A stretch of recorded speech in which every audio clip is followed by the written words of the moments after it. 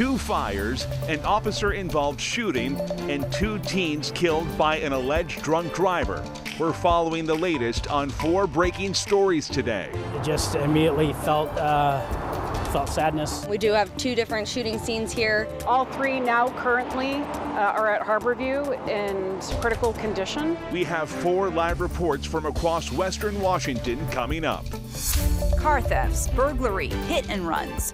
None of these can result in a police chase tonight. We are hearing from a lawmaker who wants to change that. Looks like it might be ready to try to make a break for it. The stranded octopus gets a helping hand.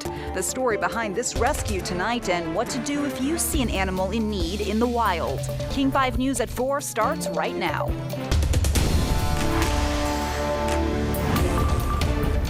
For nearly 12 hours, King 5 has been following 4 breaking news stories around different parts of western Washington. Tonight, we have crews on the ground in Seattle, West Seattle, and Everett, tracking the latest on several fires, an officer-involved shooting, and a deadly crash. Coverage on these stories begin in 30 seconds. But first, a developing story right now on Highway 16. The westbound lanes are backed up several miles at this point due to a crash near State Route 302 on the Kitsap-Pierce County line. The Washington State Patrol says 2 vehicles are involved here. It happened after a pickup truck driving the wrong way hit an SUV.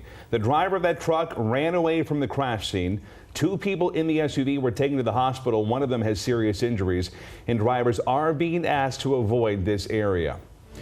To our other top local stories now. In Everett, we are following the 2nd officer-involved shooting there in less than 2 weeks. This morning, an Everett officer was shot in the head while investigating an armed robbery. King 5's Eric Wilkinson joins us right now from the scene with the latest. Eric. First of all, we can tell you that that officer is in stable condition, and law enforcement sources tell me he is expected to survive. Still, yet another law enforcement officer shot in the line of duty. It's a quiet day at Fast Eddie's Tire Pros. Evergreen Way shut down for blocks. Businesses closed after a violent night. It's a sad deal. There's just no words to explain it. It's just, I mean, they do their best. I mean, they put their lives on the line every day. Police say it started around 3 this morning with an armed robbery near this Safeway on Evergreen Way. Police tracked a suspect to the parking lot of a nearby Fred Meyer. That is where the officer approached and where police say the suspect fired several rounds at the officer's SUV, one piercing the driver's side window, hitting him in the head. The suspect fled across the street where a second Everett police officer shot and killed him. 3 other suspects remain on the loose. Those 3 individuals were not involved in any of the gunfire that occurred. They were involved or present during the report of the robbery. However, the details of that incident we're still trying to work out. We're told Everett police wasted no time getting that fallen officer to the hospital. They didn't even wait for an ambulance. They put him in their patrol car and took him there themselves. Again, in stable condition, expected to survive.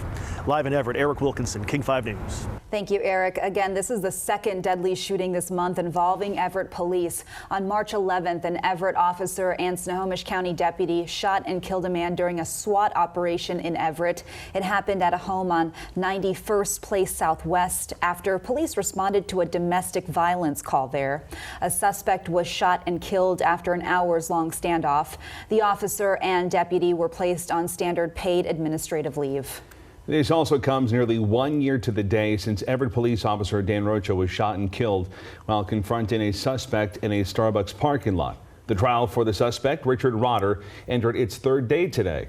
Rotter, a convicted felon, was not allowed to legally possess a firearm, and prosecutors say Rotter realized this and did not want to go back to prison, so they say that's why he shot Rocha in the head 3 times. Fellow officers testified yesterday about responding to that scene.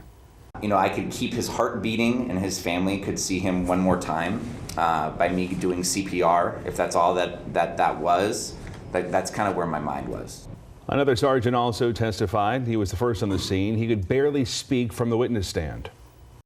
Do you remember, did you check for a pulse?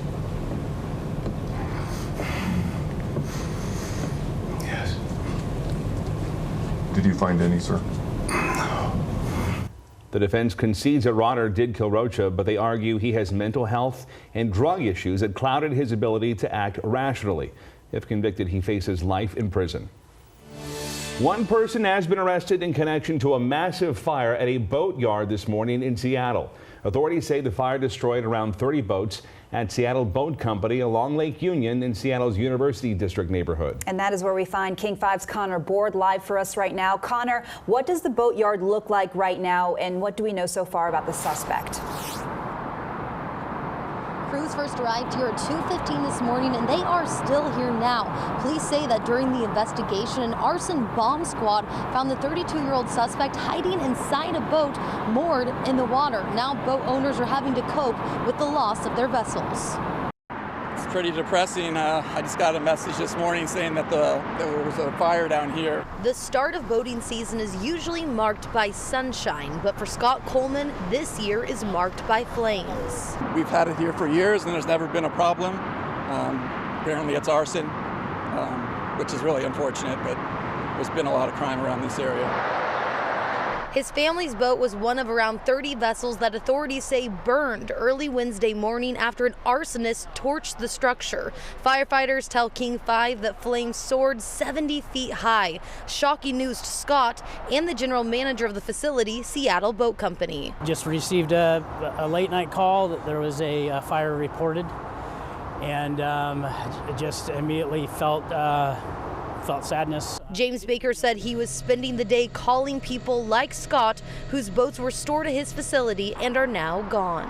I'm saddened by the loss for these people, and again thankful for the responders. Police say the suspect was taken to the hospital and would later be taken to jail. We are told he is in satisfactory condition at the hospital. And the Washington Department of Ecology and the Coast Guard were out earlier trying to see if there was any spills or pollution in the water, and we were told they did not find any. In the University District, Connor Board, King 5 News. In Everett, 3 people are in critical condition with burns and other injuries after their home caught on fire overnight. Firefighters rescued 2 of those people. King 5's Cornelius Hawker joins us live from the scene of that fire. Cornelius. After firefighters rescued those victims in the home behind me, it took them about an hour to get the fire under control, finally putting it out. And a preliminary investigation points to a space heater as the cause. Plywood covers this home at the corner of Broadway and 35th after an early morning fire gutted it. Flames were showing from the house. Rachel Doniger with the Everett Fire Department says firefighters hustled to get everyone out of the burning home. There was 1 victim out in the yard already that they provided care for, as well as 2 in the house. And they were notified that at least 1 was in the house, and they went to rescue that subject and found a 3rd subject also in the house that they rescued. Firefighters' quick actions saving 1 person who might not have been able to make it out on their own. 1 of the 2 in the home, is my understanding, uses a wheelchair, but isn't necessarily confined to the wheelchair. All 3 now currently are at Harborview in critical condition.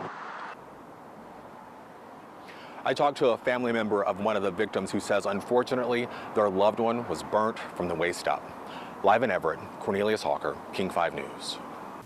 2 teenagers are dead after police say a suspected impaired driver drove the wrong way on the West Seattle Bridge and slammed into their car. This here is video from that scene from earlier this morning. King 5's Kristen Goodwillie joins us live from West Seattle. So Kristen, you spoke exclusively with witnesses today. That's exactly right. I talked with 2 people who tell me they called police before that white pickup truck went the wrong way on the West Seattle Bridge. It's for the first time giving us a timeline of the moments leading up to that deadly crash. It's been a hard morning. I was not expecting to see 2 babies that lost their lives. What Lexi Fitro read was that a wrong-way driver of a white pickup truck crashed into a sedan on the West Seattle Bridge. Police learned that a collision had occurred, and when they arrived, they found a gray sedan and a white pickup truck with extensive damage. The driver was taken to the hospital with serious injuries. An 18-year-old man and woman were killed in that crash. They believe that the individual who was driving in the wrong direction showed signs of impairment. It's exactly what Fitro was trying to avoid when she called police early Wednesday morning. I had gotten off work last night and we were just getting an Uber and we were pulling around this corner over here at the side of the Shell. What she saw was a cloud of smoke. A white pickup truck had ran into this pole on Southwest Roxbury Street. She called 911 and the Uber driver followed the truck. And then there's actually a car at the top of the hill. He kind of looked like rammed it a couple times before then proceeding down 35th. SPD tells me that driver is currently being investigated for vehicular homicide. And coming up here at 5, I talk with a woman who says that same white pickup truck hit her car just prior to that deadly crash. Live here in West Seattle, I'm Kristen Goodwillie, King 5 News.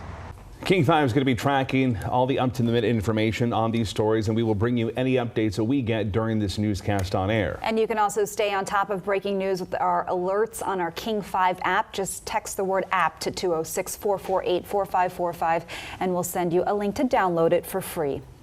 We are learning new details about the eviction that led to the shooting of a King County Sheriff's deputy in Seattle this week. The person being served the eviction notice has been identified as 29-year-old Eustace. The coroner said they died from a self-inflicted gunshot wound. We obtained documents showing they were notified about the eviction in September of last year after not paying rent for 4 months. Altogether, they owed more than $6,300 in back rent, utilities, and late fees. The eviction process can often take months. Let's get to your forecast now. A beautiful day across much of our region. If you've stepped outside at all, you've done yourself a huge favor. Meteorologist Adam Claiborne joins us now. Adam, this sunshine's not going to last for very long. Not very long, but here for the rest of the day, I think we're going to keep a lot of the sun around unless you're right out there along the coast. Now, you can see there are just a few clouds looking at our Granite Falls SchoolNet site, so each one of those locations you just saw looks pretty similar to this. What we're noticing out, though, closer to the coast is we do have a few more clouds, and those clouds are coming in with our next system that will bring down the temperatures, will bring in more of the rain chances, and going to bring us more of a chilly, kind of raw day for Thursday. But today, another warm up. Highs made their way up by about 5 to 7 degrees, even 8 degrees around Olympia. So the warmer air mass is going to be around, and we'll keep more of these 60s here, at least for the next hour or so before we begin to cool down here as we go on into the night. Not seeing a whole lot really happening here across parts of western Washington, just seeing maybe a few light sprinkles starting to pop up there over the Olympics and heading closer to areas farther south across more of the state as well. You've got some lightning and thunder down into Oregon. Our next system, however, still far away. It's going to be diving south out of the Gulf of Alaska, and that is going to arrive late tonight, and more so with the steady rain tomorrow. And we're going to get some of that wind too to go along with that. Here's your forecast for this evening. We'll expect to see the clear skies on into the night. Then we'll turn mostly cloudy, and those rain chances start to pick up after midnight and will be around for your morning commute. We'll talk about how much we expect and how much snow we could see in the mountains coming up. Thank you, Adam. Still ahead, changing the police pursuit law in Washington state. Next on King 5, the proposal sitting in the House tonight and why some claim it still does not go far enough. In addressing housing in the Emerald City, we're hearing from Seattle landlords who claim some tenants are costing them thousands. Also, Good Samaritans step in for a rescue out at sea. New video out of Padilla Bay. King 5 News at 4 returns in 2 minutes.